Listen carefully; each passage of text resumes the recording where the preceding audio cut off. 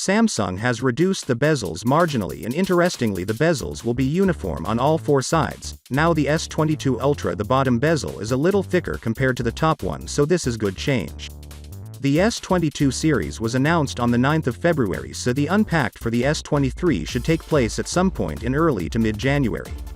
Samsung is one of the few smartphone manufacturers to offer a periscope-style telephoto camera with optical zoom on its premium phones. The company seemingly wants to double down on and capitalize on its strengths. Nevertheless, assuming that the Galaxy S23 Ultra will have sensor shift stabilization technology for the telephoto sensor. It's not entirely clear if Samsung will also want to use this tech for other cameras, but the primary 200-megapixel unit, regardless, the telephoto unit is the one that can achieve 10x optical zoom or 100x hybrid zoom.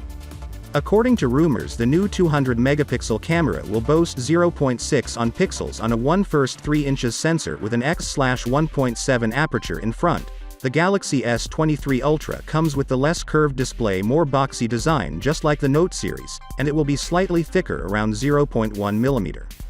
Ones who are interested in Galaxy S23 or S23 Plus, then the new renders of the Galaxy S23 and the S23 Plus is also out, and we will see a quite similar design to what we have seen on the Galaxy S22 Ultra.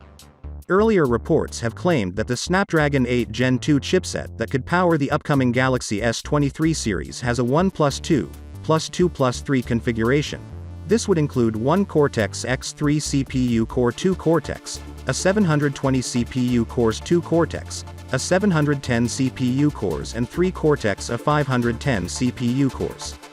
However, the latest report claimed that the Qualcomm Snapdragon 8 Gen 2 SoC will come with different specs than we know.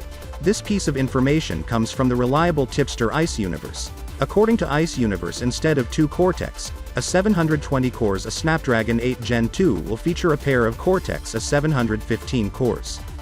Qualcomm is believed to be focusing on the energy efficiency part rather than performance with its new Snapdragon 8 Gen 2 SoC.